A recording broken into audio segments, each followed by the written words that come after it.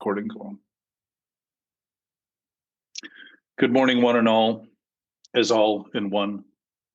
I am with DC today, who I spoke with on Saturday and uploaded our discussion, who is a new friend in this conversation, along with Les and Mark and Jana, who are varying ages in terms of this discussion. But we're all in it in the same way. And one of the things we were talking about, some of us got on a little bit early today, was this idea that if we are part of society, functioning along with society, and society is sick, we are now contributing to the sickness of that society rather than recognizing our own independent capacity to think for our own experience, and thus influence society in directions that may be healthier than the ones that seem to be the only ones that can be taken.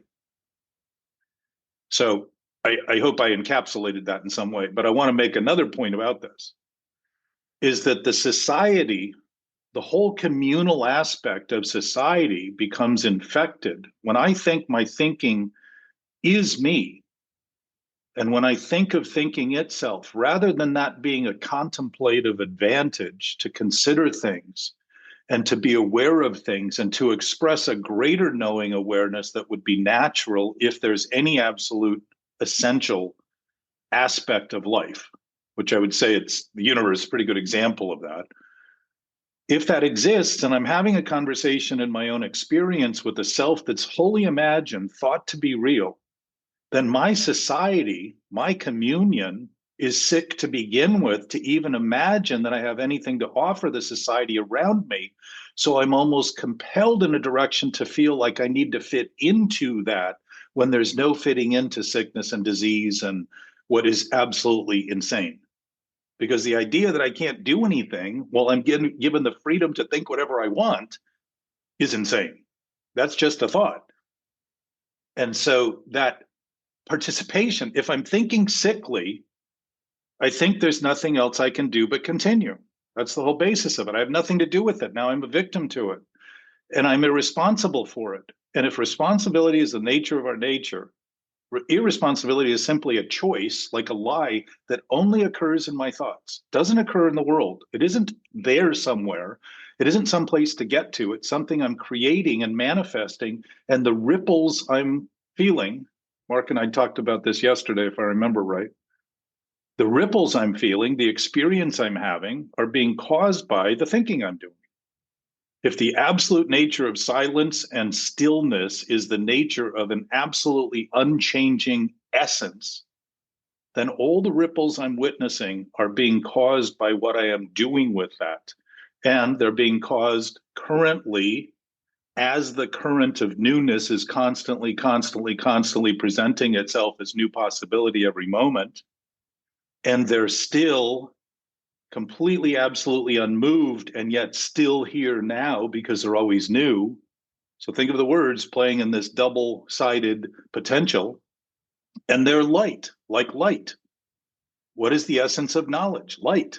We call it brilliance, radiant, intellect. All those things are reflecting some form of light. And so light talks about the light, the brightness. We use that as an example of intellect. Someone's really bright, they're radiant, they're enlightened, and yet it's light. It has no weight. So the weight we bear in terms of depression is being caused by the thinking we do about that light and about that stillness and about that current, not the current, the stillness, and the light and the light. It's about what we're thinking about it that's causing them. So that has profound implications on society. If my own communion with the thing I call myself is wrong, what am I going to do within society but more wrong and think it's right and think I should be applauded for it? And that if I do more and more and more, I'm the greatest one of all.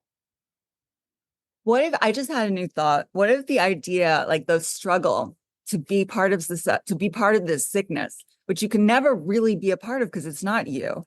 Hide out. What if the aloneness epidemic?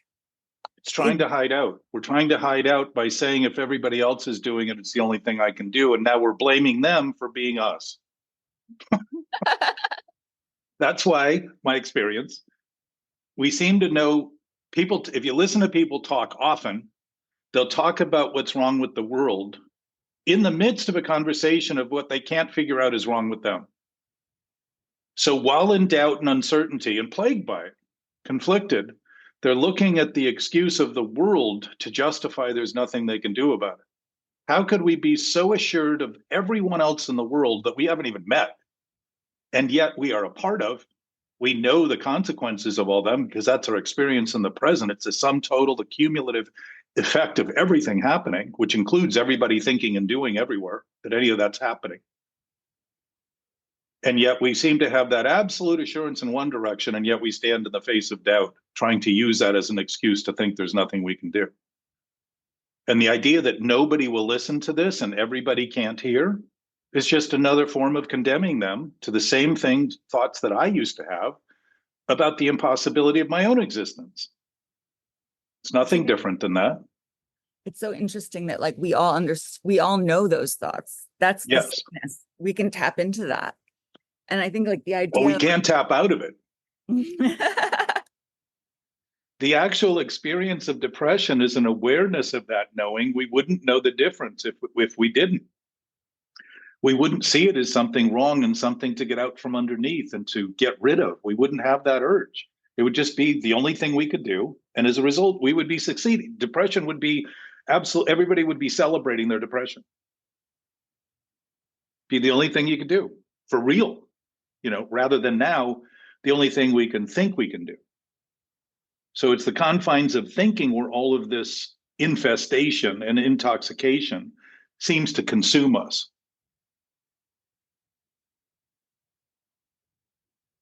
I think this idea of like celebrating depression is exactly what is, all over the social media and all the groups and depression, right. Owning it, bipolar. If you're part of, be part of the club, be part of the bipolar club, be part of this club, identify yourself as a sickness, live your life according to the sickness, and you never get well, and own that you're never going to get well. Give up. We talked about this a little bit earlier. There's nothing I can do. There's nothing I can do. Well, it's a commitment to the sickness as being truth and reality when it's simply a struggle. It's a struggle to do that. Absolutely. It's a constant fight. Because it's not the reality. So think of that fight as the anxiety, the stress, the pressure, the inflammation in the body. And interestingly, inflammation is caused by constriction. So when I'm under pressure, what happens? I can't even breathe properly because my vascular system is actually constrained by the tension that's being caused by the pressure in my system. So the most fundamental thing I do in breathing, another thing that occurred to me, is that we talk about breathing as spirit and it's fundamental to life, but none of us were breathing in the womb, and yet we survived. There was no breath in there at all.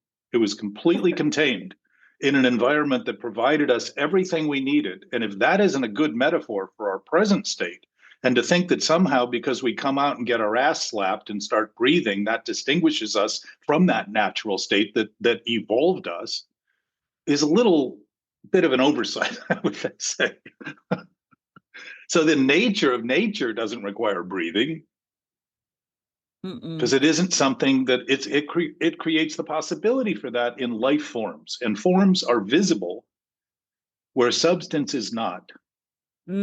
So understanding is getting to the point where we start seeing that substance and understanding is only conflicted by the positions we take where we stand now.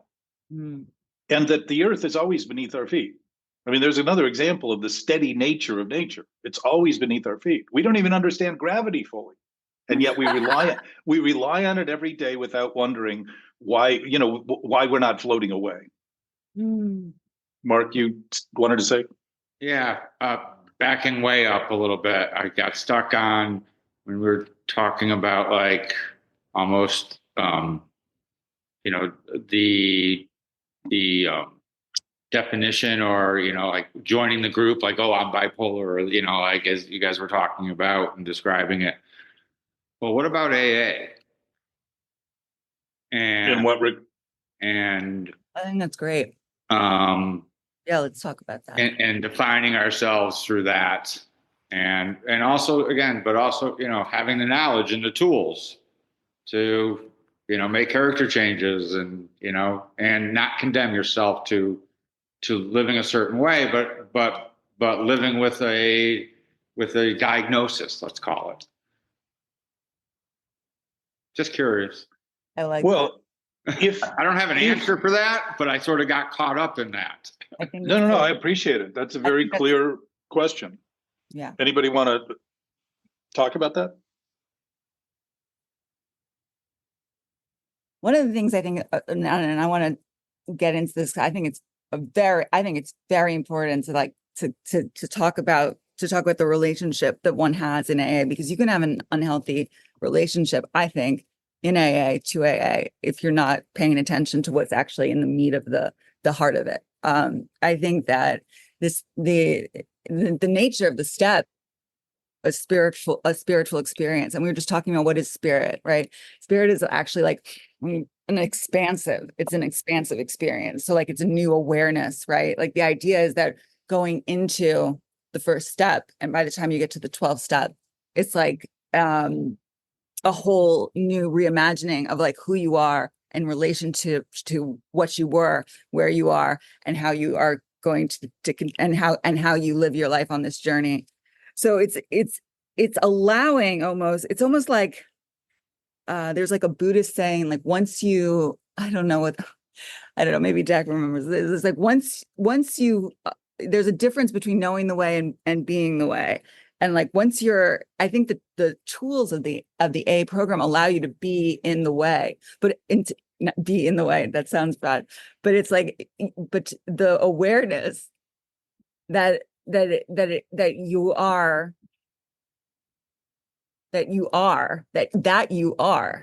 right?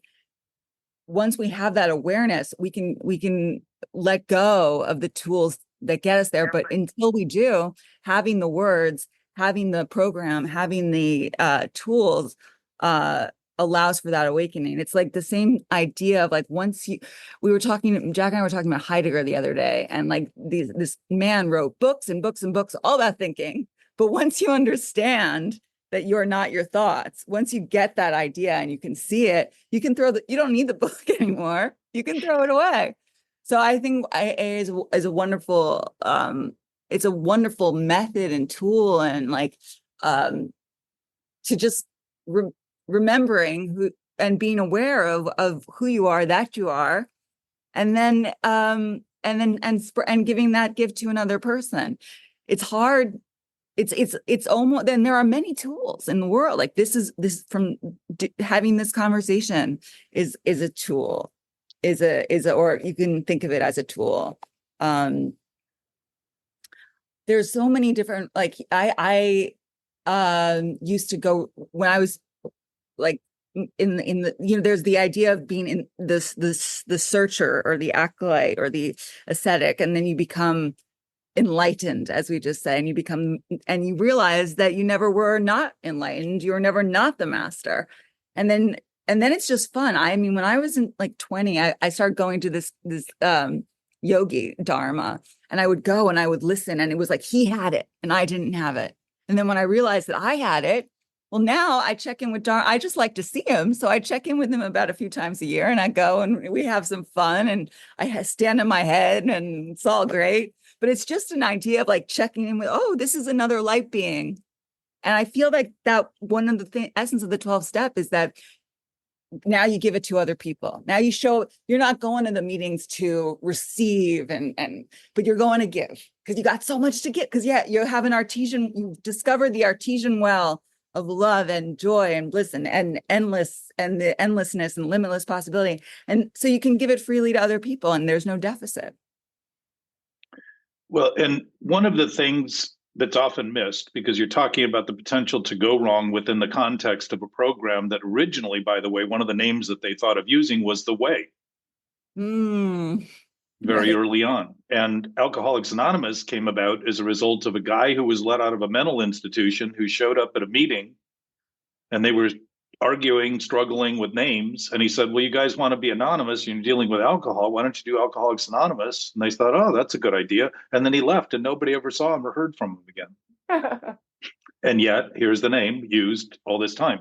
The 12 steps are designed to give us a chance, and it's dependent on how we utilize them.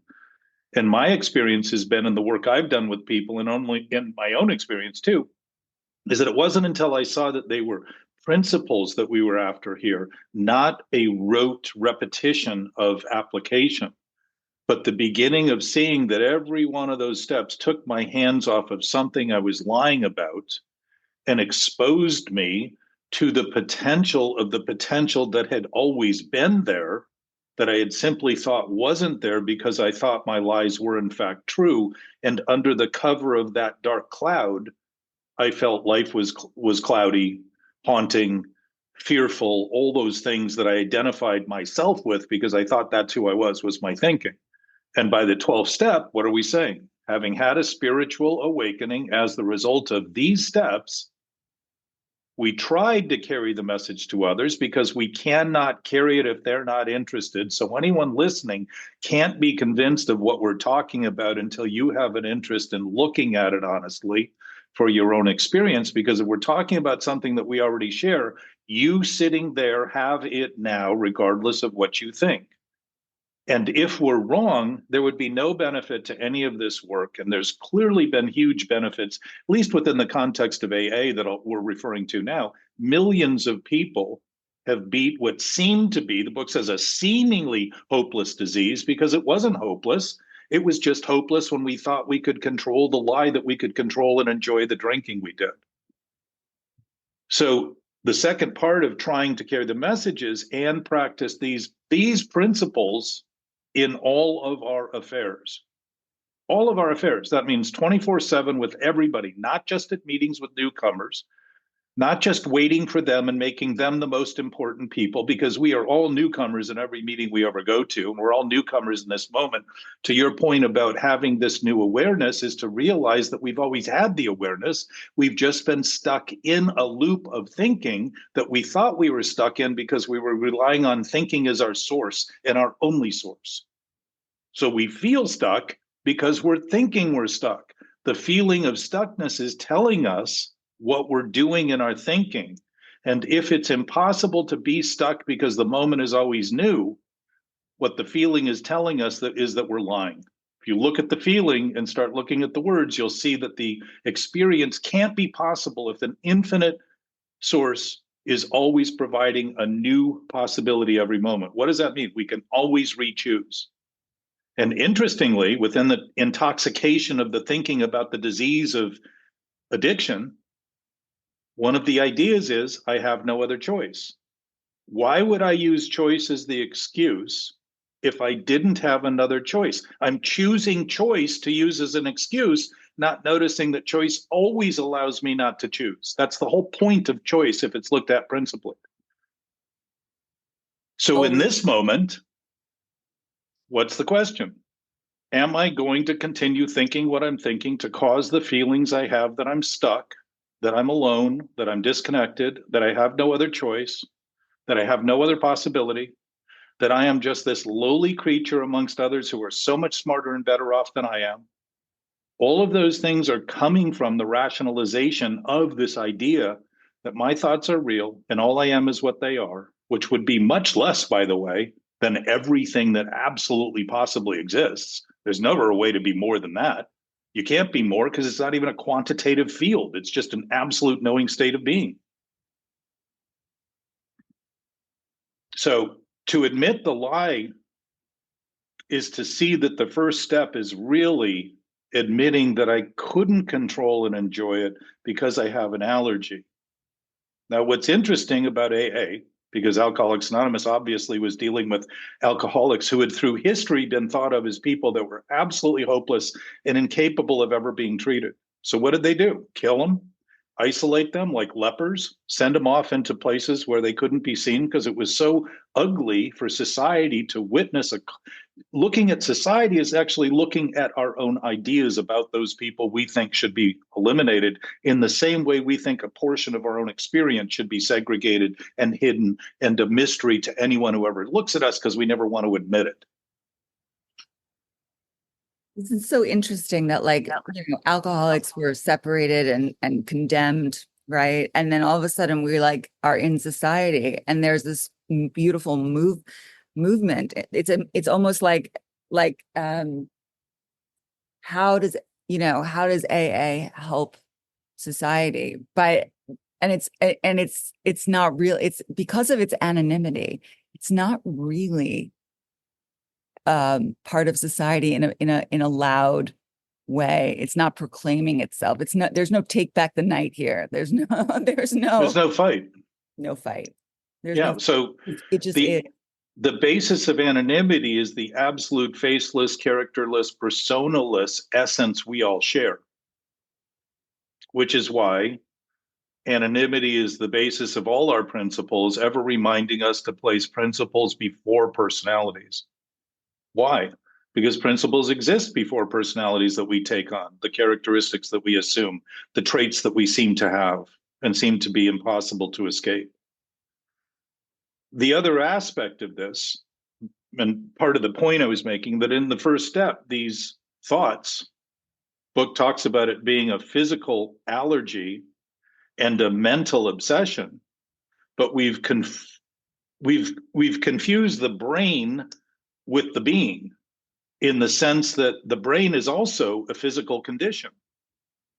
So the craving of the body is in fact the craving of the thought that if I think about it more, I will finally turn it into reality. I will finally turn it into truth. That's the mental obsession.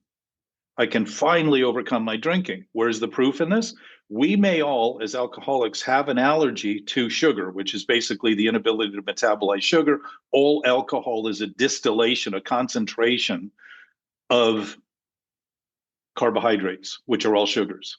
So this intensification is impossible for us to metabolize. And it's pretty much true for every single drug. Opium, all the synthesized drugs are all reductions of something that is highly caustic. So it becomes so concentrated. Our body's designed to take coca leaves, for instance. If you put them in water like tea, you have a nice cup of tea. You're not marching for 3 days down a horrible path that you don't feel you can. You just subtly motivate. You start to take acid and remove all of the natural fiber and all of the natural minerals and take it apart and just get the most reactive substance in there. Our bodies react to it. But what's interesting is apparently alcoholics have a physical craving that's set off by drinking, not by anything else than that. And yet the obsession seems to drive us back to do that once the craving is gone. Now, let's go beyond alcohol.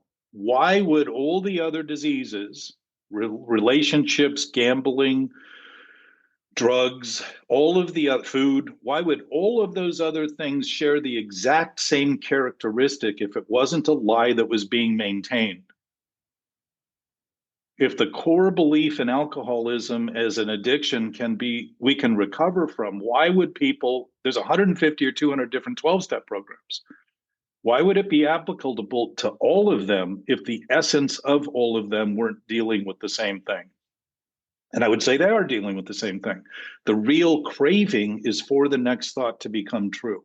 Never now, in the only place we can ever be, always not then, trying to get there. And if you listen to people's talk, I'm trying to get to that place. I'm trying to get more. I want to get, if I can just get there, I'll be okay. That's saying I'm not okay now where everything is. I'm not okay now with the absolute nature of nature right now here. It's a denial of reality in the name of finding my own reality, which I don't have my own reality because we all share reality. There is no division in that. It's indivisible. So there's no division whatsoever. Isn't one of the keys to happiness always striving for something, though? If you just are content with everything and never trying to strive and have nothing in sight, isn't that not good? Well, it may be in your thinking, Anthony, but I would say that idea is that you don't have enough where you are, so you're always looking for where you're not, and you're never going to be anywhere. If you're mastering the idea of thinking you need to be somewhere else, and all you ever are is now, wherever you end up getting will seem somewhat different and unhappy because it can never provide what you're actually looking for. You might get moments of satisfaction, just like you get a moment of satisfaction when the first drink goes down, and then start realizing now I'm 6 drinks in. Because it takes you to a place you can't seem to control and can't seem to have any effect over. So you can think that, but I don't know anywhere that happiness is the ultimate goal of life. I would say contentedness and a sense of place, a sense of fulfillment. One problem I'm having though is if you're totally fulfilled, you're not trying to accomplish anything out, you're happy with what's going on now, you're kind of just stagnant though. It's like, aren't you supposed to be getting stuff done? You're just happy doing nothing. You're happy with yourself, content. But you're almost saying that sick thoughts are your only hope. And that's a hopeless position, because to see that thing you're suggesting clearly is to see that you have the possibility to do everything that's possible, everything. And within the confines of this conversation is to talk to a world who is out there, who has two ears, who can listen, who knows that they've been suffering individually, and speak more honestly if it's possible for us. I do my best. It's not always the best that can be done, because I expect I get better at it. Yeah, go ahead.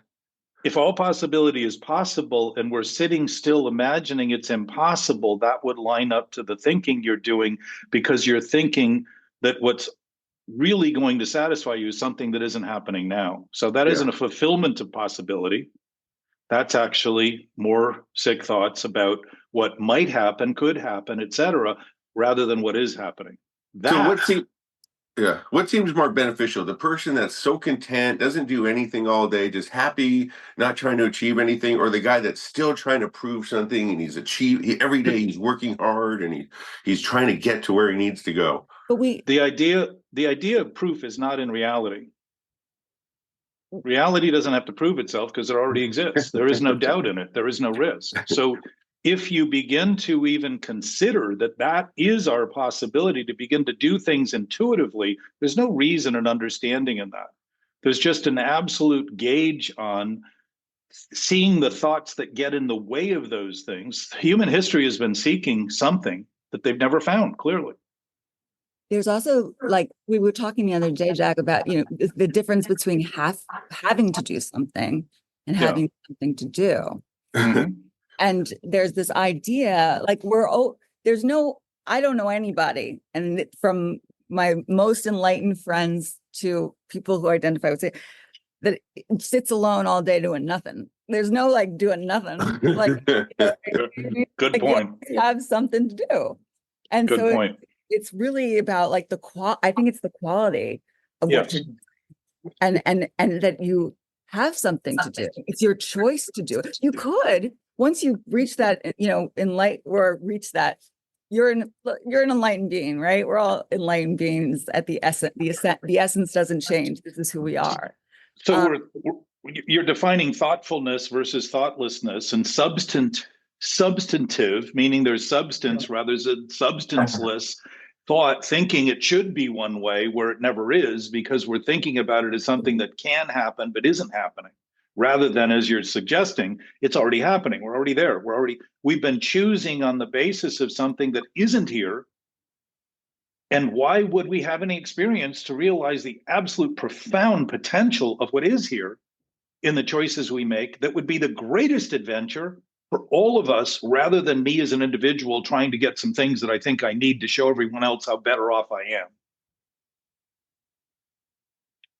I think, it's like the intentionality of like, why are we doing what we're doing? Is it? Well, I would say it's all intention right now. The actual choices we're making are what we intend. We act like we don't, so we can try to become the victim and try to maintain a sense of irresponsibility. But irresponsibility isn't our nature, it's a choice. And responsibility isn't a choice because it's the nature of nature.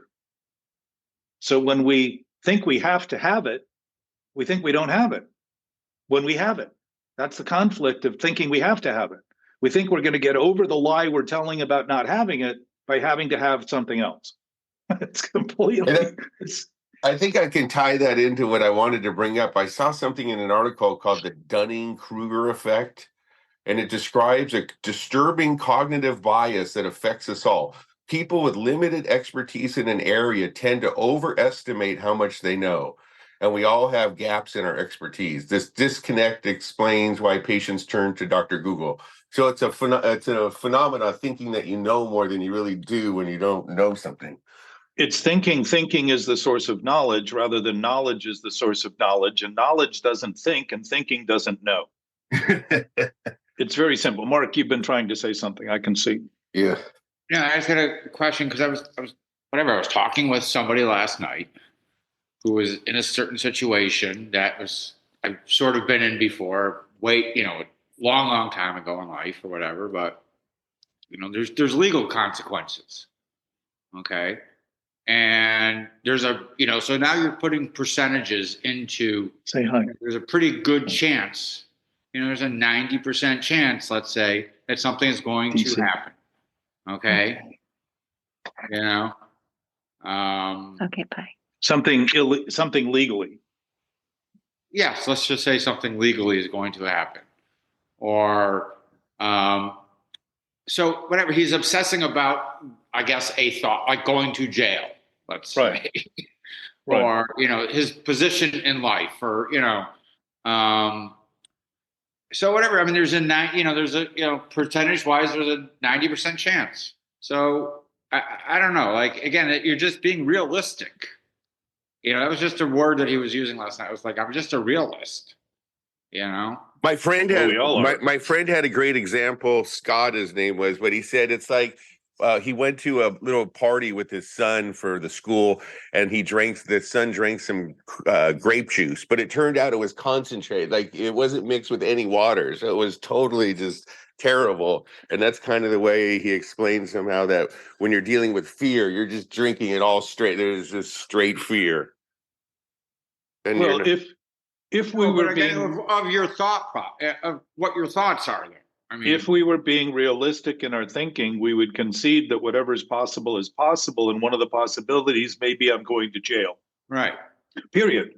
Right. But it doesn't mean that we need to swallow that immediately, because that's a difficult thing to swallow. It doesn't mean the implications are going to, finally, I'm going to jail. It's a very daunting prospect because think of the way that we condemn people for the wrongs they do. And yet we applaud people for the same wrongs at the other end because they seem so socially viable. Right. But I lost you there because I was on my own thought. But again, going to where, just again, into my head of like the process of something that I have to do or something that I get to do. Right. Like sort of applying that into that as well. I don't know. So there's nothing you have to do and everything you can do in reality. If we're being realistic, that's in fact the fact, because if every moment is new and I am free to choose, that means I am free to choose anything that's possible. And I can also choose impossibility as one of those choices and wonder why I feel out of place, out of sync, detached, less than, in conflict, emotional turmoil, mental anguish, and not see it's my choice that's causing that. It's my idea that I have that Anthony, to your point about over-reliance, we think thinking is our only source. Yeah. So at any point in experience, we're really making decisions based on a limited amount of information and thinking it's right. So we've taken that to mean any conclusion we make becomes right, while in fact they're often wrong. In the greater concept, if I'm not including everything in my thinking, I'm never going to be right about it because I haven't considered everything yet. It doesn't mean that makes the wrong I'm thinking in terms of my essence right. If we have the right to think what we want, it doesn't make what we think right. So that Jack, division, yes, sir. So my response to him was something about, thank God that I'm wrong all the time. Because there was a time in my life where I did not believe my life was recoverable. And and it was pretty close to the exact point that man was sitting in. Yes. And I've lived a long time off of that thought. Looking where my life is at today has proved to me that thank God I'm wrong all the time. If even a tenth of my thoughts or my beliefs or whatever were actually to come true, I'd be fucked. Sorry. But Well, you're fucked with any of the thinking you do that's wrong. It's just the natural state of it. And isn't it interesting? We use that word as though it's something wrong, bad. yeah. But Normally, again, it was that's just, and then his reply was, whatever, I'm just a realist. It was just an interesting sort of conundrum I felt like I was in last night a little bit. so Mark, let me make a point to you about your words. You are not wrong to think wrong thoughts. You are choosing wrong thoughts and since you think your thinking is reality, you think you become wrong by them. You don't. You wouldn't notice they're wrong if you were wrong, because to you, they would be right.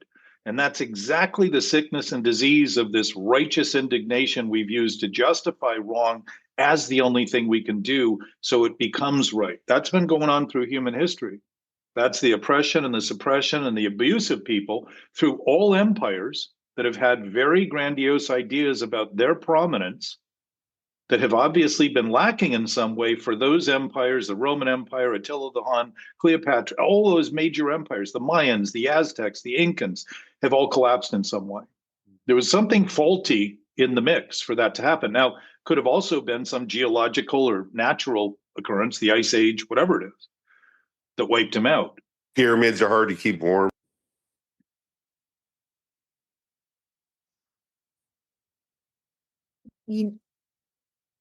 Go ahead, TC. Well, something is I think is an important Hi, Michael. aspect of this whole discussion we're having is, I'm a writer. I enjoy words very, very much, but there's no absolute in words. Words like can signify something, but they are not it.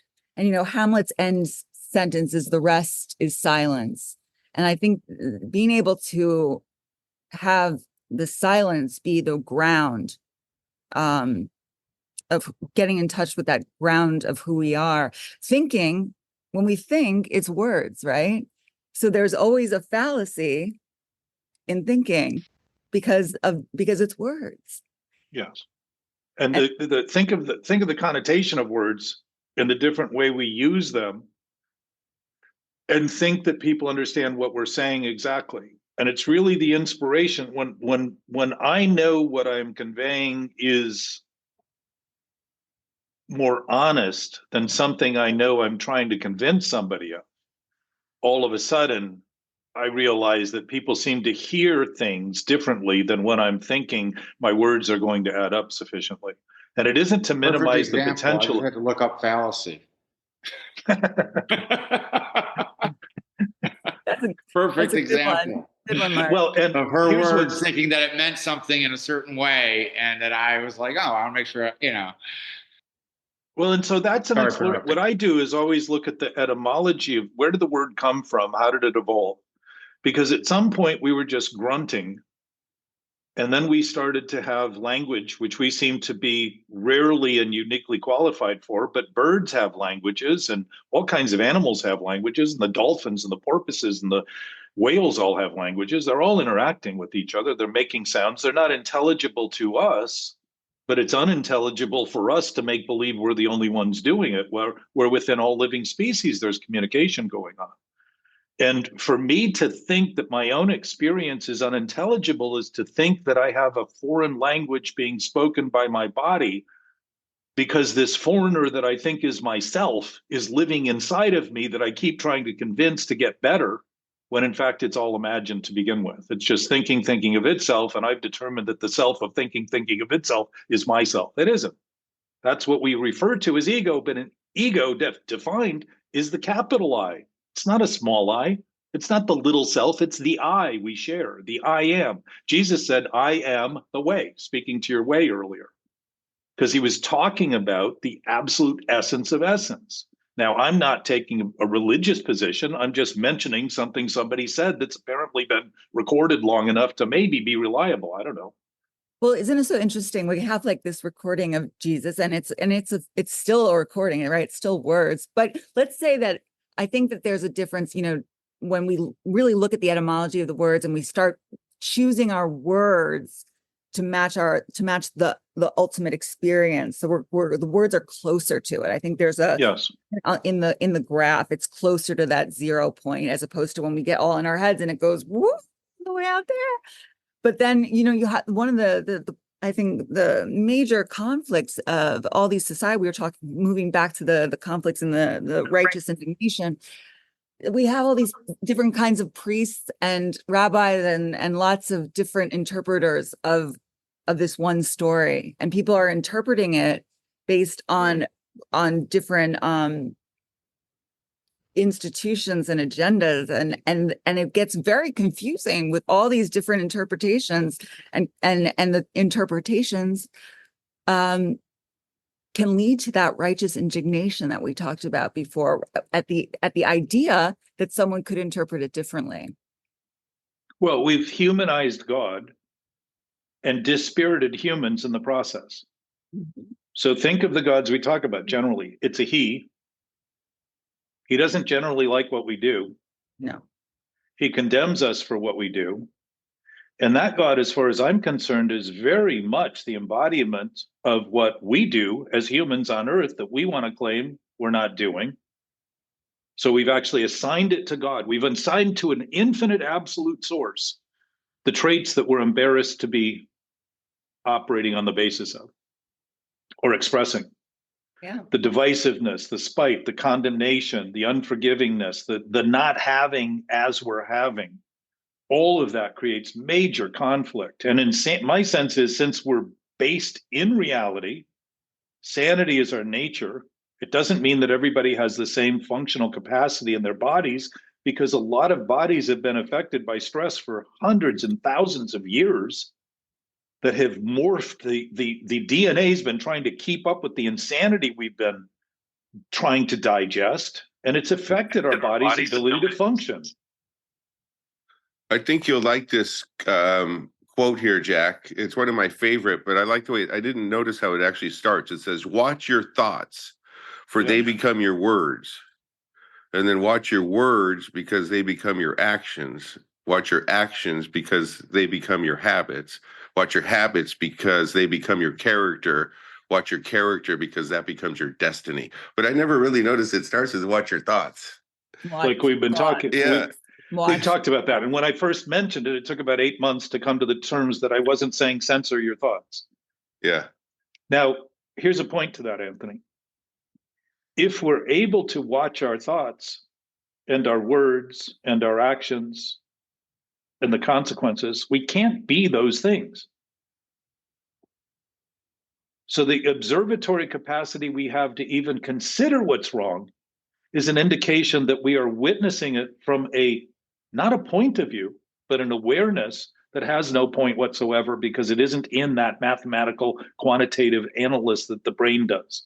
Starting to show that mind is something it isn't distinct because it can't be apart from anything.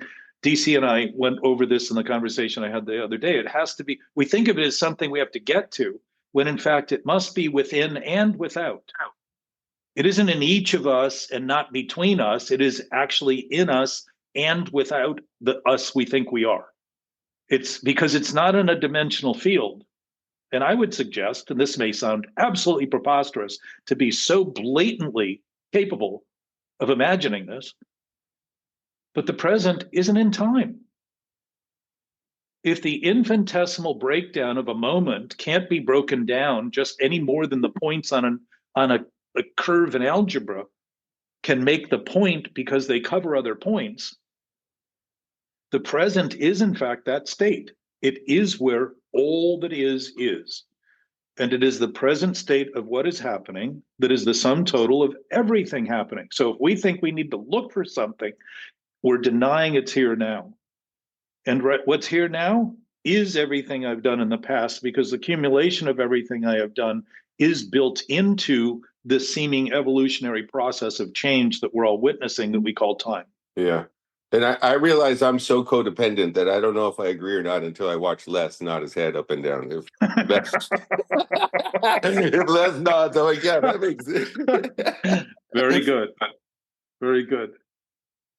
DC, you're chomping. Well, there's this, throughout time, right? There's this beautiful sign or symbol of the wheel, right? Yeah, The yeah. wheel. And that's this idea of change. But if you say the idea, the Zen idea is you stay in the center of the wheel, right? You stay in the eye of the hurricane, the center of the storm.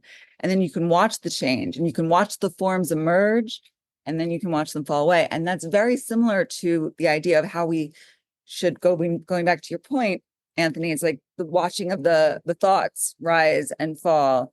And they say this too shall pass. Well, that's the nature of it all, right? It can't help but passing because it's the nature of Yes. of change itself and Well, it's the human nature of our experience. And of our experience. so I'll take it a step further to mention that there is no center there to be in as a being, because there is no place, because it contains all places, all time, everything simultaneously, because again, it's not in space and time. It's an essence that is, if it's infinite, Stephen Hawking says after years and years, think of what the steps are designed to do in the traditions. They're designed to help us see that we are that unity is our saving grace, meaning the totality of things is the saving grace, not the division between us, not the ideas we have, not the social ideas we have and the positions we take and the opposition we take and all that kind of stuff. It's the unity that's our nature, which is why giving confirms that nature, because the nature of nature is that it's given us everything. I have to pop up because my mom is here early, but I love Hi, this. Mom. I will. She can come and say hi. Hold on.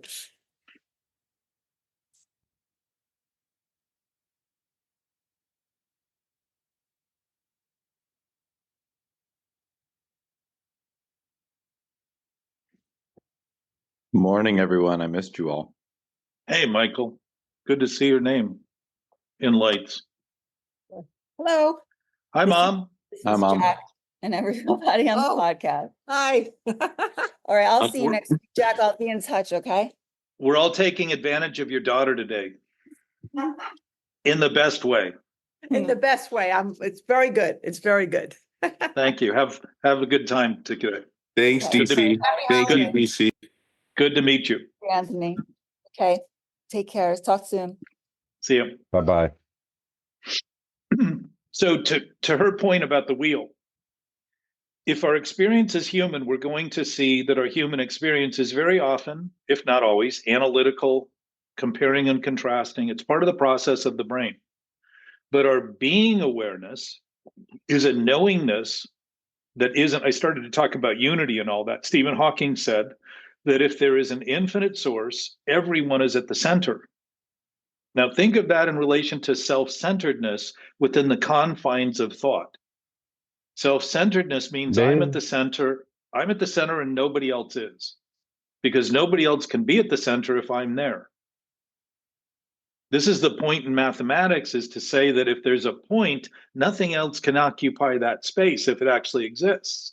But they realize that any size of any point would prevent anything smaller than that point to be there, and you couldn't possibly have two things in the same place at the same time. One of the basic concepts in physics. Gabe's not here today, so he can't go further with that.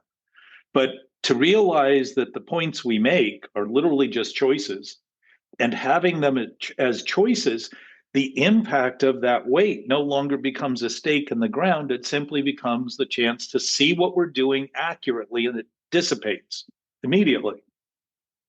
Honesty about what we're doing dissipates that weight that we seem to be bearing, because it's the division and the fight that's being caused that gives us the impression that something that isn't true is true, and simply because I decide it's true, it must be true.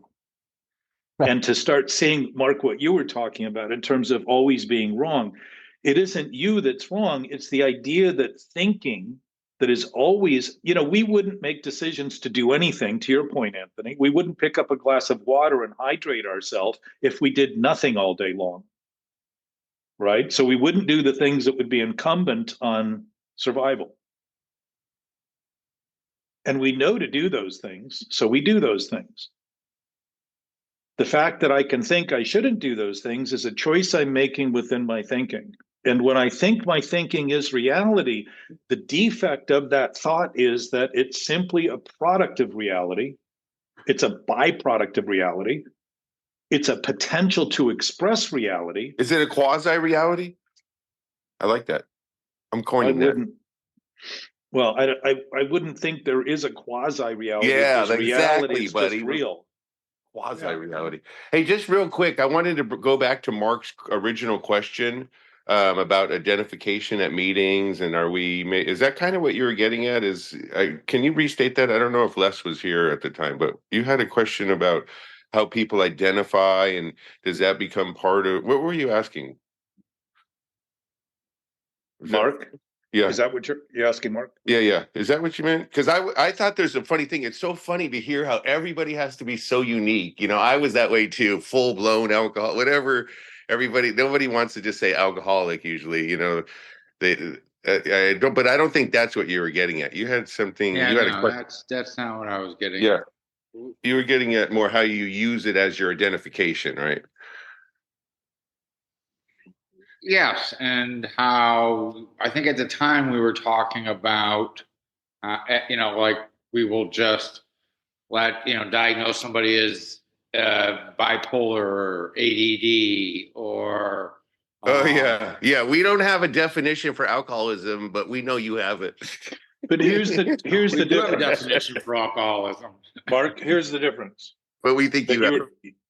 Maybe this is what you were getting at, Anthony. If I think my thoughts are real, I think the diagnosis defines my reality rather than my dysfunctional thinking.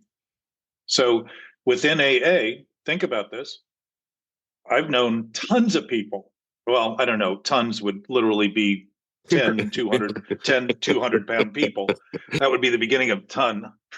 But I've known a lot of people to come in with bipolar, manic depressive, all of these things. Think about the words too: obsessive, compulsive. All those things are defining something very distinct. Manic depressive.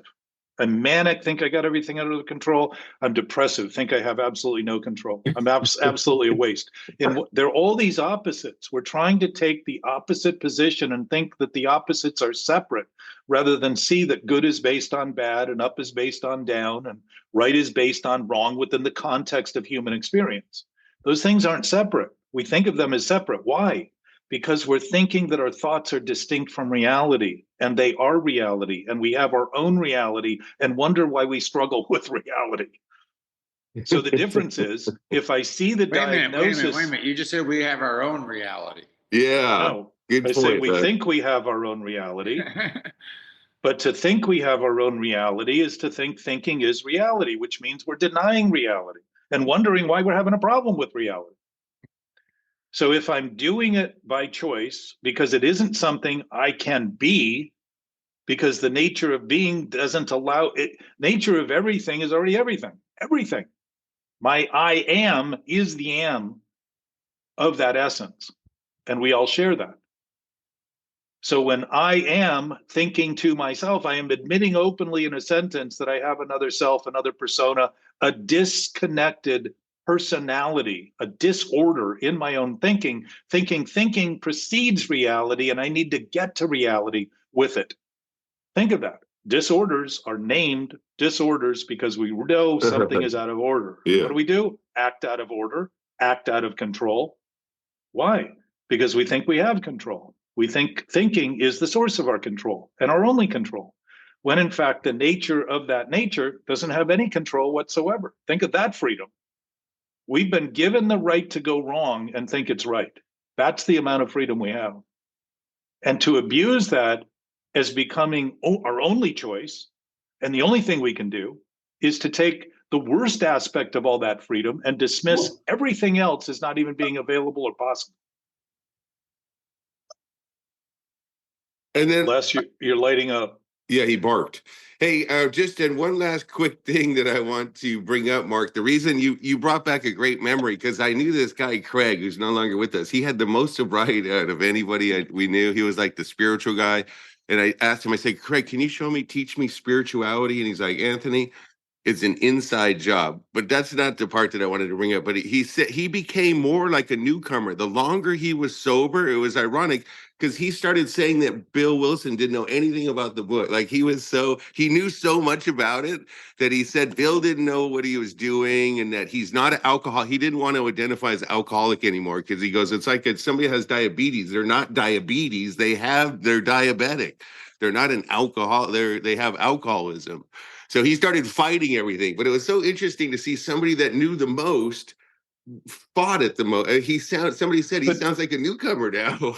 To a degree, Anthony, the book says we are recovered from alcoholism, from alcohol. Yet we're not cured from the disease. Why? Because the disease is the mental component. The symptom is the alcohol. Uh-huh. So if I have any other symptoms, and I will guarantee you for every obsessive thought you have a compulsion. There's impulsiveness, the uneasiness of sitting in the moment, which you may experience occasionally, yes. Anthony. Yeah. Maybe once a day. Well, it's the guilt. I realize now it's the guilt. Hang tight. The uneasiness is the impulsiveness, which is coming from the reactiveness that's natural for that kind of thinking. To think of it as something unnatural and shouldn't be happening is to discount the value of the information we're being given in our body language. And to see it inaccurately is to, again, think it shouldn't be happening. So my impulsiveness needs to be overcome with something and avoided with something and distracted by something and escaped into something, which is all what compulsive expression of that is in terms of our behavior. You follow that?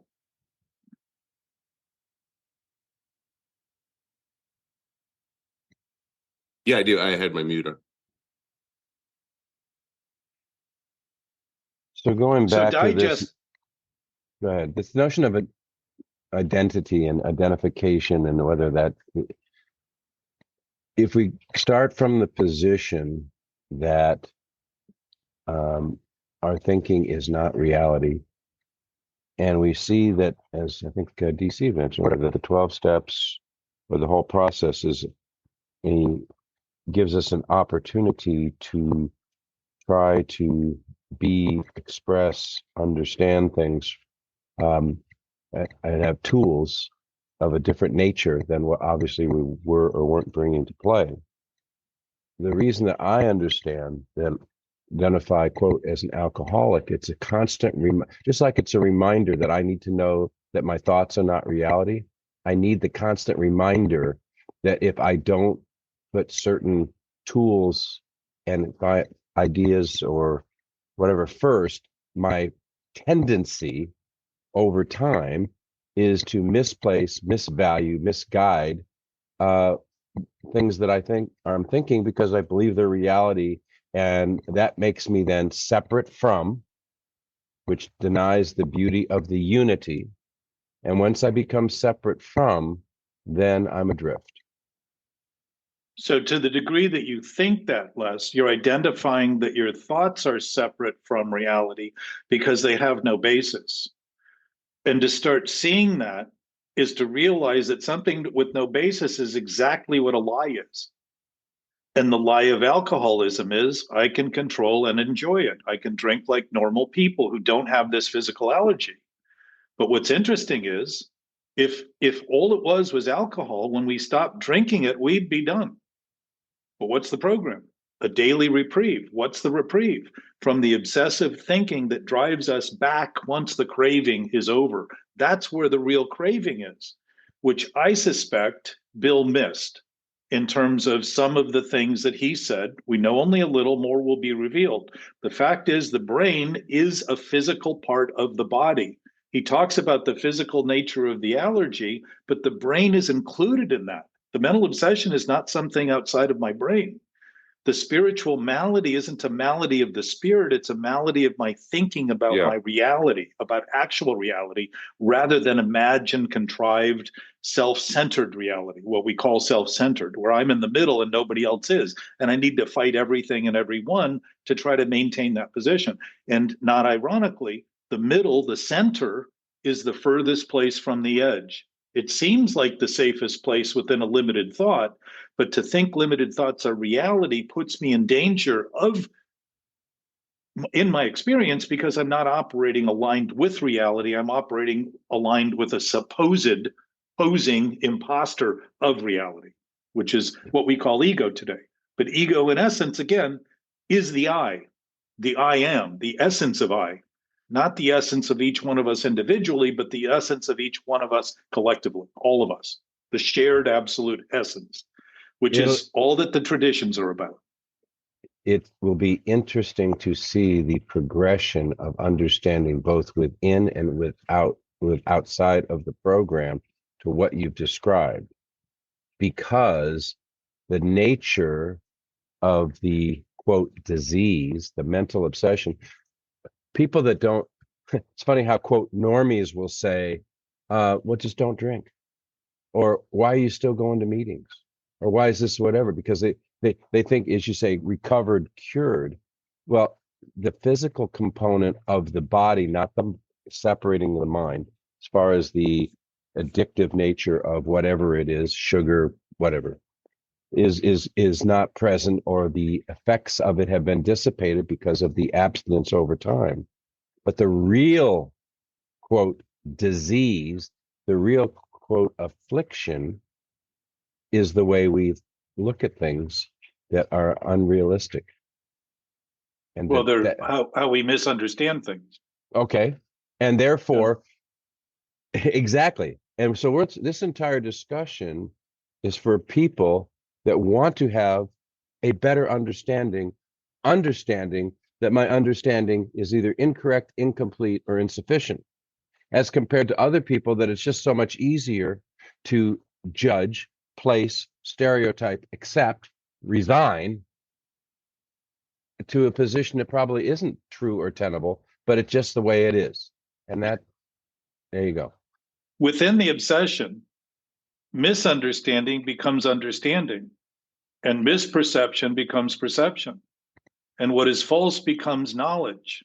What can be unknown, literally unknown, because there's nothing to know about something that doesn't exist. That's why becomes knowledge. that's why I keep getting these high scores, Jack. Nothing really nothing matters. So when we apply it, what does it mean? We do bad things thinking they're good. Nothing. And wonder why we're afraid, because we're threatening our own existence, our survival. Our body knows that this is something being done that is a threat. And now, interesting about the idea of getting away with it, if a real threat is exterior to my body, I can get away from it. And yet the threat I'm causing in it, when I think I'm getting away, I get away with it, not from it. So everywhere I go, that threat goes, because it's being created in my own experience. I'm choosing it. So what is the impossibility? Feeling I can't do anything about it.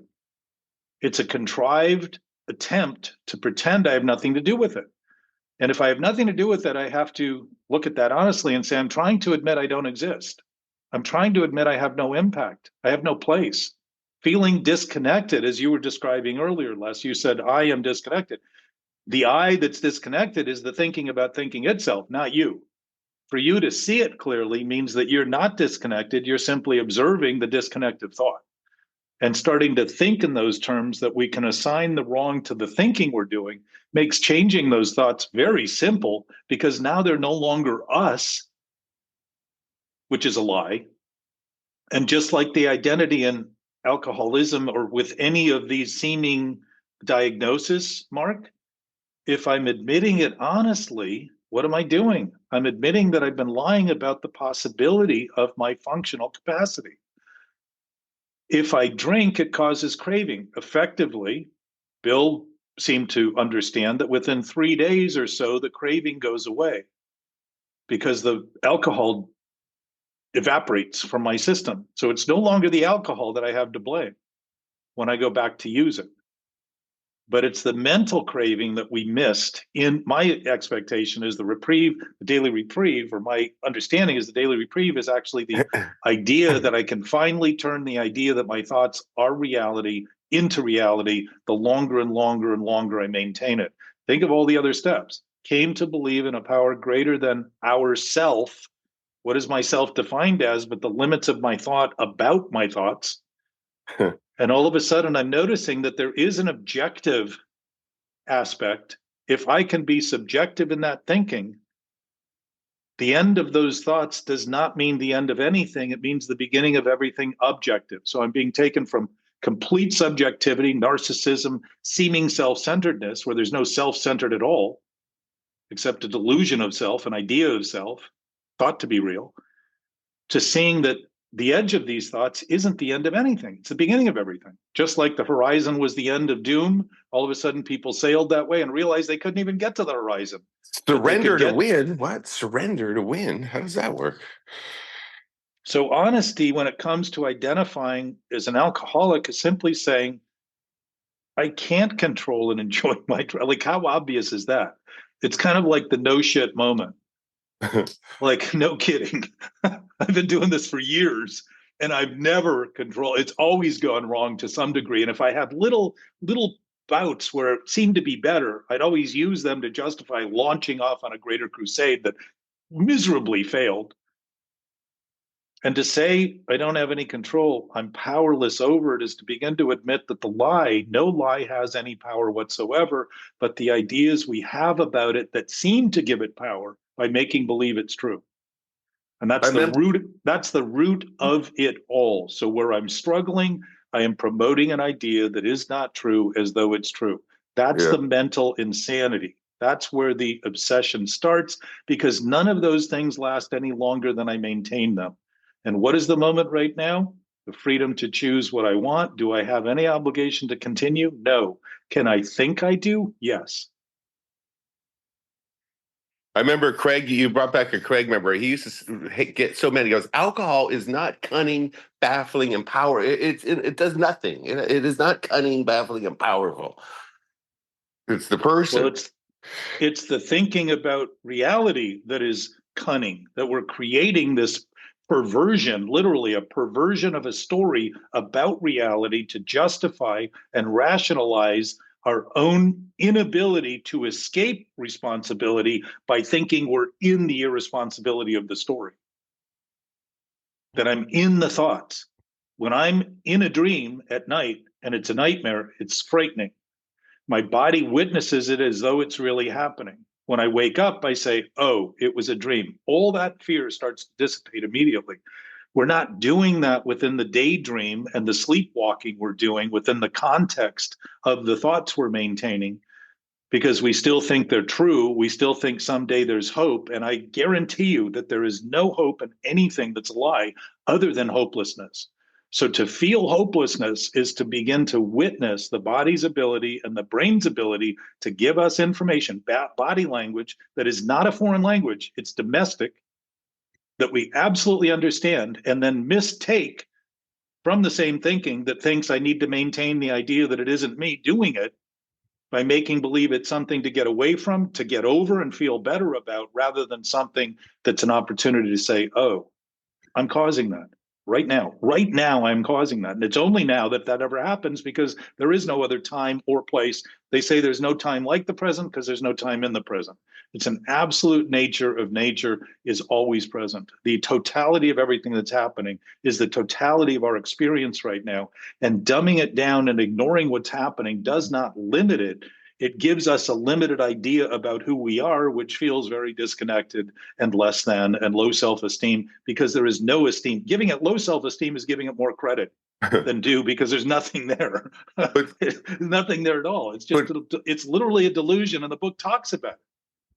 That's a good segue to an example, though, where, like, let's say a kid believes in Santa, that the parents tell, oh, look, Santa left us. So they're very happy. It's kind of when they find out, like, maybe the parents weren't telling them the truth. Now we got a problem, right? When they're believing it, and that's their reality, it's great. It's the think of how the kids in the neighborhood laugh. Juxtaposition of the. Think of how the kids laugh at the kids who just come to realize it's not true, and then realize that their parents have been lying to them about something. Have you seen that new movie where the kid's writing Santa and he misspells it as Satan? Yeah. So we've literally created the hell on earth that we claim to be afraid of going to after death. by making believe there's nothing we can do about our future, and that death is in fact the major problem, when in fact, if there is no death, and there isn't, if we think about an afterlife, why is it we think about the afterlife only coming after death, and it doesn't seem to be here now while we're actually living this human experience? It's crazy. I got to admit too, to tell on myself, so to speak. Somebody texted me, said, "You're overthinking this." And you took that as a compliment. Well, I felt like I'm not wasting all my time in this meeting. At least, like, No, you were Anthony, good today, within the context of this discussion, because we have thought that dumbing down and being numb to what's happening and stupefying our experience is the best thing we can do.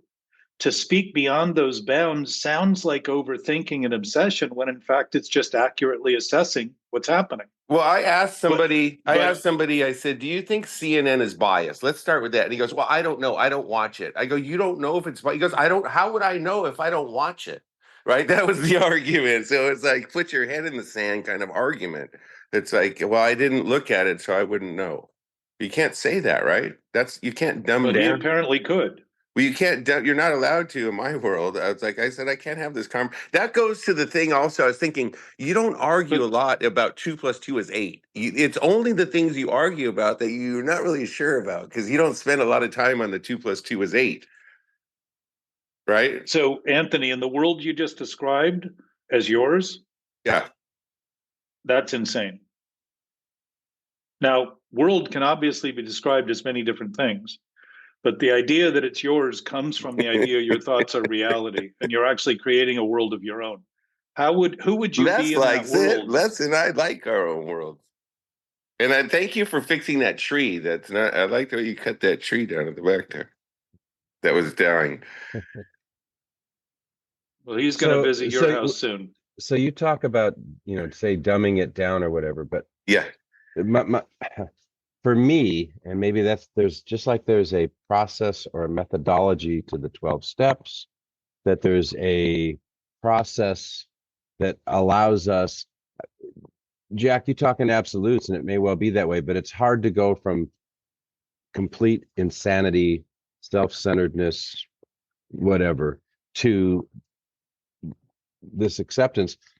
One of the reasons that we start with just that concept of the I am not my thoughts, that concept alone, just getting there, allows, on the one hand, to accept that the thoughts are not reality. Yeah. But at the same time, once you make that jump or that leap or that understanding or that evolution, which, by the way, many people don't, most people aren't even looking at it the way we're trying to explore the way here. But once you make that leap, once you make that concession, then you get to that whole concept that you were talking about with DC, eye of the hurricane, separate from, and when there's no separation, it's a process. And therefore, I accept that I have to take sometimes things in bits and pieces in order to evolve my corrupted thinking over a lifetime of self-centeredness, misinformation, or whatever. And for Anthony, when you use the word bias, I wasn't thinking so much about bias. It's this whole concept of incompleteness. It may only be part of a view. Yeah. It's not the total view. So, just like Jack was saying, the good and evil, right and wrong, neither one is right. They're just a part of the whole. And I don't know that they'd be complete about the other. The spectrum. Yeah. And so my complaint, this is off topic, but now, because there's just so many voices capable of being heard, both through the internet and social media and news, who's to say what's right, what's wrong, what or who's slanted or who's biased? It's actually, there's so much chatter going on. It's more difficult, I think, to accept or find a way to get along, be okay, be part of, and unified. It's even more able now to be secular, segregated, and whatever. So it's I don't know at this point Thanks, other Leslie. than Do you have a Within little the bit of a u- cold? Do you have a cold off topic? I do and should be Yeah, grateful. I've had it for over a week, and yeah. I have been a very, we talk about unity. I've given it to everyone I know. So it's just But do you notice also your outlook on things changes? I know if I have a little bit of a You're cold, very generous. Oh all of yes, a I sudden am. I'm not. You don't sweat the small stuff as much when you have a cold. It's a way of your body says, "Hey, let's just get through today. We don't Well, need to worry." I think there's When you have, two yeah, go components to ahead. that. And this has Yeah, to go with our thinking or our feeling, and therefore, the energy and what we project or what we don't, or what we're willing to do or what we're not willing to do. I've always perceived that a person in quote pain, and it was interesting what you wrote on pain today, Jack, for the meeting, but a person that's feeling discomfort, feeling pain, in pain, here we'll use the physical is the most easy to discuss. It's hard to be kind and generous and thoughtful and positive. It's very easy in that condition for me to be self-centered, quick to anger, uh, easy to judge. And so I'm always on alert when I'm not feeling physically well to be careful what I do, because I can not only spread the cold, I can spread my discomfort, physical discomfort, in other ways to others. I'll help you have a broader chance to practice. Okay. You don't need a cold to be physically uncomfortable about the thinking you're doing, which would pretty much be 24 hours a day. So it's not, you can concede the sickness almost all the time, which makes us susceptible to colds and all kinds of other diseases, because our bodily systems are literally undermined by this process of thought that is contaminated and polluted and toxic, and causing our bodies, knowing that it's a risk, to function at a level as though the risk is real, because we simply think it's real. The body is taking our direction, imagining that reality is what we think, and then acting just like in a dream as though we're really trying to escape something that's impossible. Our bodies are breaking down. Health issues, all of these diagnoses and other diseases are coming from the dis-ease, the lack of ease from thinking things that aren't true are true. It's never going to be comfortable. It's never going to feel right. It's always, when you're talking about right and wrong, right is always right. And what's right is healing. That's the nature of our bodies, is to heal and correct. That's how we're designed. How we think of it is it's rare and a miracle. It isn't a miracle. The miracle is we don't think of it accurately. We think disease is normal because it's become so common that we think it's normalized. Abnormality can't be normalized in reality because it's abnormal. We can think it is or should be and end up acting in these ways where we ignore and deny and distract and cause all these other rational justified implications, and it doesn't make them real. It doesn't make them, it actually continues to maintain the problem rather than resolve the problem. So I'm gonna skip back to what you said initially, Les, about the process. A process is only something that happens within an analytical, judging, comparative analysis, which is the brain. So if we're thinking about thinking, better thinking is obviously a lot healthier than worse thinking thought to be right. Okay. So when we start thinking a little more correctly, we stop acting so quickly on things that we can kind of smell that they're rotten and say, you know what, that's probably not the best action I can take. So we're starting to actually allow the awareness that's occurring to become obvious to the thinking process we're in. But the knowing awareness that allows us to know right, because it is right, isn't a part of thinking. It isn't produced by thinking. Thinking is a product of it. And if that absolute nature is absolute, there's no process in it whatsoever. So we can't get there if we're not there now. We I, can't have it if we don't have it now. I'm not looking at it to have right thinking. I think that part of that process is to recognize the limitation or the incompleteness of thinking. Well, that would be seeing it rightly. Exactly. Okay. So you just said you're not trying to right thinking. No. It is. Again, we talked about this. Okay, so this went back to the beginning. When people are completely obsessed, totally in their thoughts, see no way out, and accept then that that is reality. So part of that process to change that is to recognize that what they think is not what's real. Okay. And Okay. yeah, And then once we get there, once that's the case, we're always there.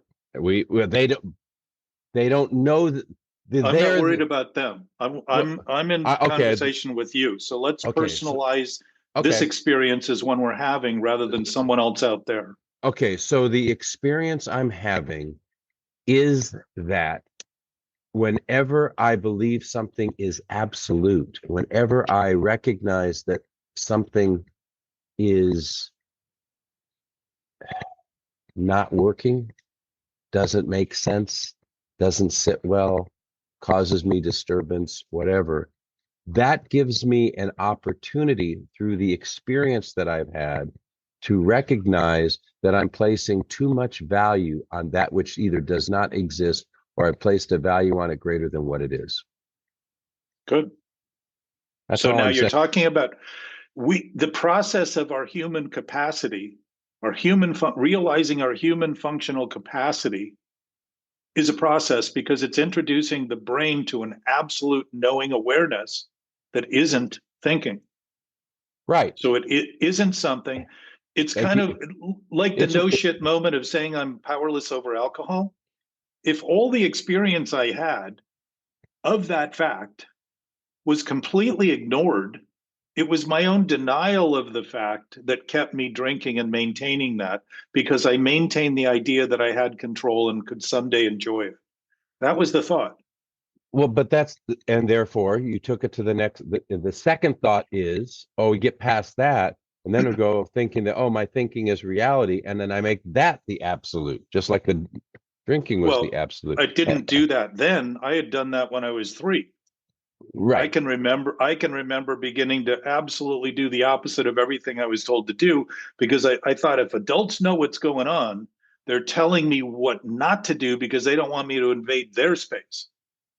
So somehow it was all so twisted in my mind that my mom said, don't play with matches. And I had the pond bed in the forest on fire within 24 hours. You know, those sorts of actions. It didn't start when I was drinking. It started well before that. Why would there be relief with the first drink if I wasn't in some form of stress I felt incapable of managing?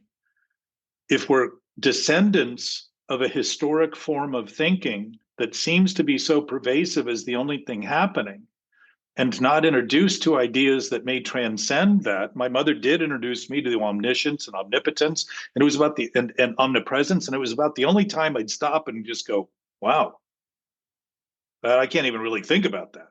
And I would have that sense of a little bit of awe, you know, being young and starting to contemplate that stuff.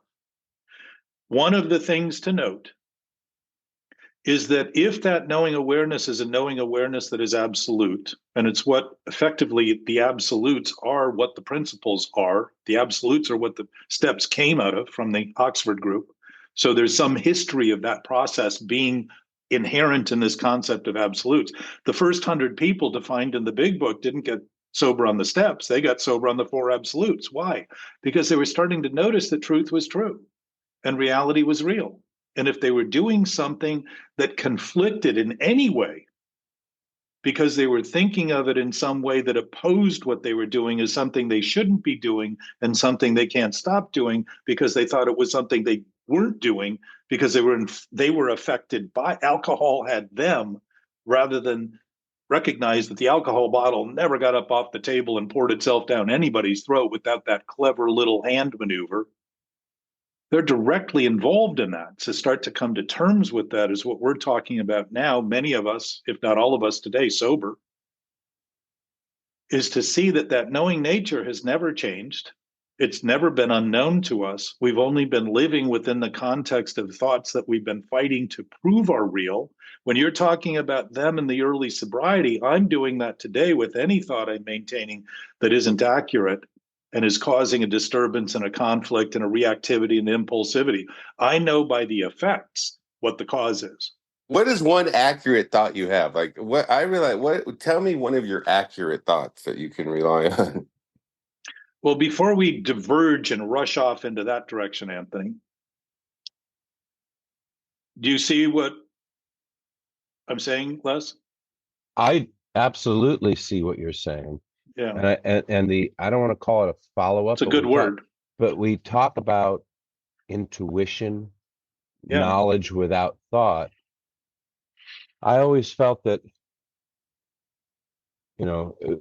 Anthony even used the word we use, acceptance. I've seen a lot of people struggle, which means thinking, with the concept of understanding their higher power. Mhm. And the notion of trying to understand puts it into the terms of thought as compared to all know your description of knowing That's and great. therefore so that's a fool's errand, just like trying to Yes. place values on my thoughts and that my thoughts are reality. The endeavor for my limited quote thinking to try to understand that which is beyond my capabilities is a fool's errand. Yes. And think of what the book says. It starts by saying, use the group if you need it to define your higher power because they're dependable and they're people that are operating in your favor and doing the things that might indicate some greater loving awareness. So But what that's does he why say? What does he say? Come to 12 step. He says, at this point, having seen these things, people may begin to call that power God and begin to rely on it as such. He's talking about that trend where the group is no longer their reliable source. What does he condition? The idea that we understand a God of our own understanding.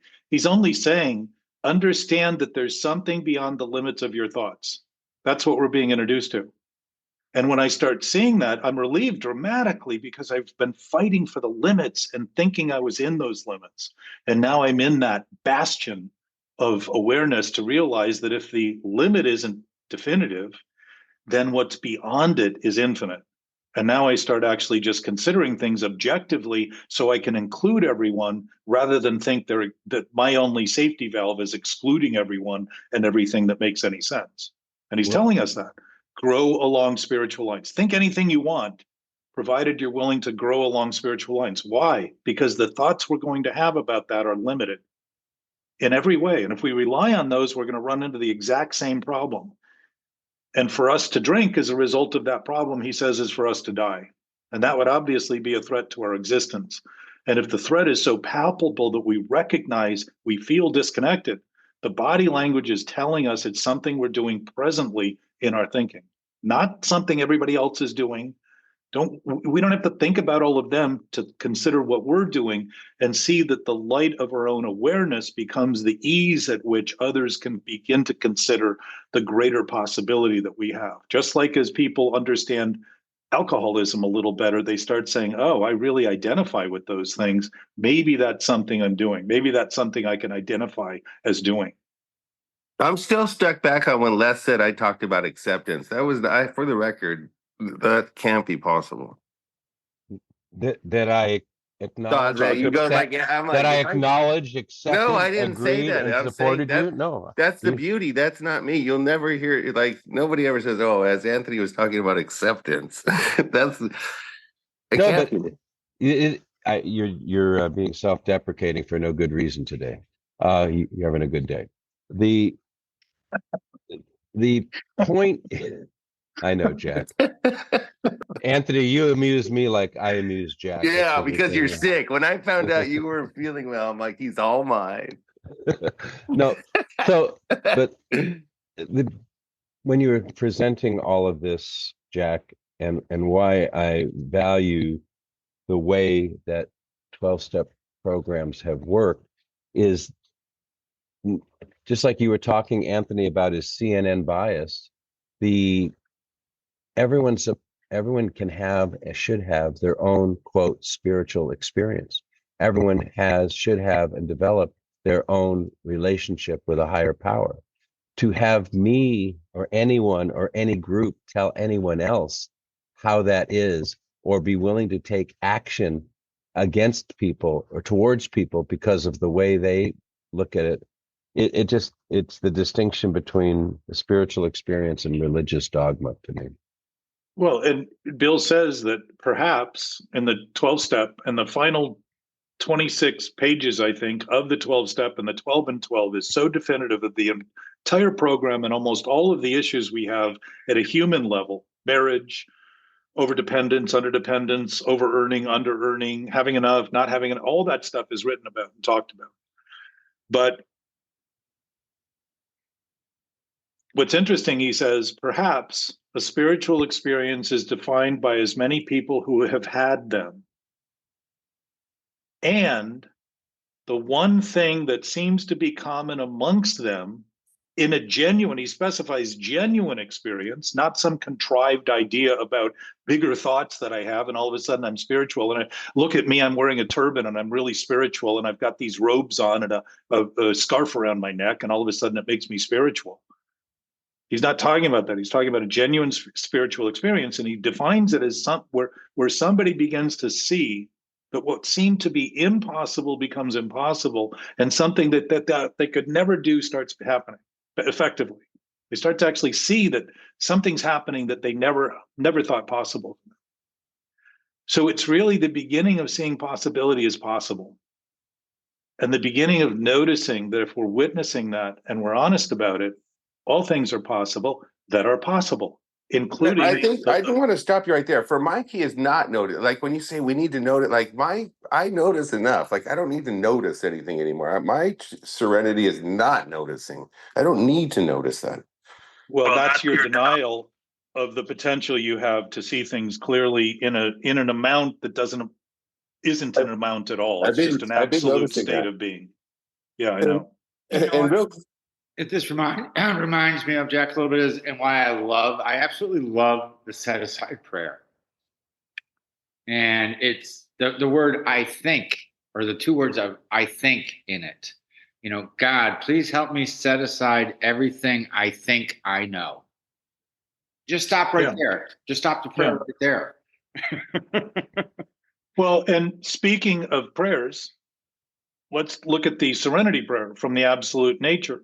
It says, God, grant me the serenity to accept the things I cannot change. What's one of the things I can't change is an absolute nature. So God has offered me already the serenity. I know peace, because if God gave me peace and is infinite, I can't not have it. I can think I don't, because I think I'm the creator of God. When I think about my thinking itself as reality.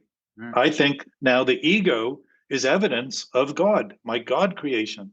And all I am is what I think. And my God becomes a human God, not an absolute nature. What's the next thing? And give me the strength, the courage to do the things I can. What are the things I can do? When I'm no longer discouraged by the idea that I'm the creator of God, courage is natural. I'm no longer discouraging my experience by making believe it's up to me to define God, because I realize that there are no definitions and no limits that could ever be applied to what DC said earlier. Words are always going to limit it, and they're always going to be relying on thinking, and my thinking is never going to get me there if it's the only place I can ever be. All right, so all these prayers are, please remove me from my thoughts. No, it's please begin to help me see that I'm misusing my thinking. Right. Or just like misusing alcohol. I'm drinking, thinking I'm solving the problem. Right. I'm overthinking, thinking I'll solve the problem someday. So it's the obsessive nature of making believe I can turn my thinking into reality rather than simply concede thinking is a byproduct of reality. Or thinking that the problem is the food at the bar. You know, I really got to stop eating those hamburgers late night at the bar. Hey, Les, before you go real quick, you know what step 1 is, right? Admitted we are powerless over alcohol, right? Yes. You know what that's the first half. You know what you know what step 0 is? Enlighten me. This shit's got to stop. So getting back. That's your new podcast, Anthony. Yeah, I want to read this section about maybe there is many definitions of spiritual awakening as there are people who have had them. But certainly each genuine one, he's talking about genuine, has something in common with all the others. You see the thread of conformity, the thread of unity. When he says all the others, and excuse me, Anthony. Wait, does he mean not? I'm going to continue reading. Does he mean not genuine? Well, I'm going to let you mull on that for a week or two. And these things which they have in common are not too hard to understand. Why? Because we're starting to rely on something absolute. There is no difficulty in understanding when we start admitting that's the case, because we're not trying to use understanding that's misunderstanding in place of understanding. And I'm going to read another toward the end of the 12th step. When a man or woman has a spiritual awakening, the most important meaning of it is that he says man or woman, then refers to him as he, but she or he now become able to do, feel, and believe that which could not before on that which he could not do before on his unaided strength and resources alone. So we're seeing that the insanity of the thinking is being uncovered by the awareness of the spiritual experience. What we're doing is thinking about the spiritual experience now, rather than thinking of it as something separate from us in heaven and not here, starting to see it's the absolute state of our awareness that allows us the freedom to notice the sickness, notice the disordered thinking, notice the discomforting aspects are coming from the thinking choices we make, and the absolute nature of being isn't a choice. And yet we cannot be condemned. While we can be condemned by the choices and thought, we cannot be condemned by an absolute state of being that has given us everything. Because condemnation always suggests being held hostage, being kept from something, having something taken. You said always. I don't like the word always. Well, it always does. It's not true. It can't always. So you think you can negotiate your way in and out of this, Anthony, and that is part of this problem. And absolute nature is not negotiable, and it isn't optional. It is not a negotiation. Don't like the word always. Whenever I hear always, I know that's a problem. Why do you have a problem with always when we talks about absolute? Because he doesn't understand the absolute. Even gravity, there's always an exception. Gravity doesn't work in space. Sure it does. It just has no impact. The further you get from things, it's working, or everything would not even, there would be no connection whatsoever. Give me an example of always. There's no such thing as always. Well, look at it. He always comes on here and talks about his always. So I want to read another sentence. The end of the paragraph just before the last sentence in the 12 and 12. And I think we lost Les. I wanted him to hear this because he was talking about understanding.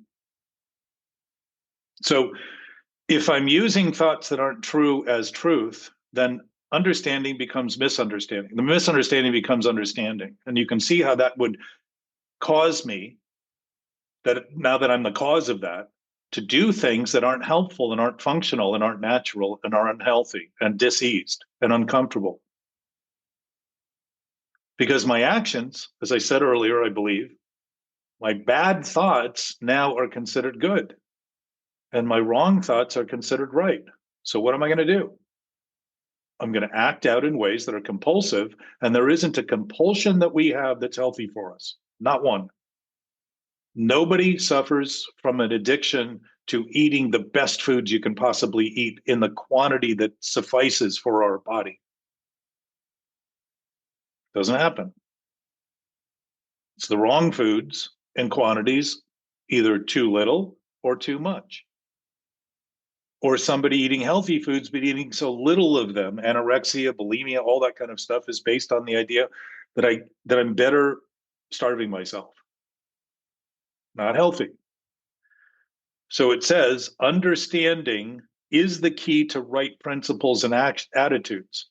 So here it's addressing what thinking is capable of doing. Understanding is the key to right principles, not wrong principles, not principles of wrong being right, because that's always going to unprincipled cause unprincipled consequences, unethical, immoral. It's always going to do that because it's a departure from the instinct to survive and to thrive. Our bodies don't just have an instinct to survive, which is bare existence. Because we can think of our thinking, we can think about plentiful. Squirrels don't tend to store more nuts than they need for the winter. They just store the nuts they need for the winter. They don't seem to, they rely on nature being their surplus. We have a capacity of creating surplus. We've created more food in history and we still have people starving. It isn't a lack of food that we're struggling with, it's a lack of sanity that we're struggling with. So understanding is the key to right principles and attitudes, and right action is the key to good living. Therefore, the joy of good living is the theme of AA's 12th step, which is the culmination of all the steps. Which means the principle would be loving, would be moral, would be natural, would be comfortable, would be at ease rather than diseased. So that isn't not thinking, that's beginning to think correctly in relation to an absolute knowing nature that is our absolute nature. It wouldn't be absolute if it wasn't absolute. To your point, Anthony, your question, what's an absolute, what did you ask? What's an absolute thing that can be said? I think Anthony got off, but an absolute statement is reality is reality. Insanity is insanity. Sanity is sanity. Starting to align things as they are within thought. And then all of a sudden the malign thoughts become a little more obvious when we think that insanity is sanity. When we think that we need to have hope in something, we're believing in something, and we need lots and lots of belief, it's because it's unbelievable and hopeless that we are causing that. Reality doesn't need belief at all. It already is as it is. It isn't going anywhere. It's not coming from anywhere. It's an absolute essence of life, of the potential for this life form that we have, that we're experiencing. So I believe this chapter comes to a close. Appreciate you guys all being here, those who have come and gone already. Everyone out there listening, you're always welcome to contact, say hello, ask questions. We can deal with them collectively to whatever degree we're interested in and capable of at any given moment in time. And we appreciate you listening, and know that there's a world out there that is struggling, a world of people that are struggling, that things aren't all right.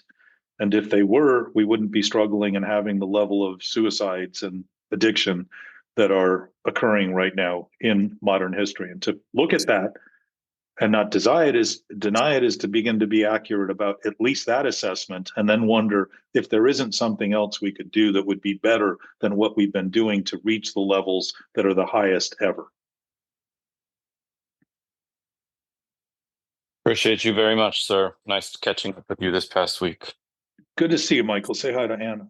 I will. Thank you. You guys enjoy your Gianna, Sunday. sorry to get you out of bed.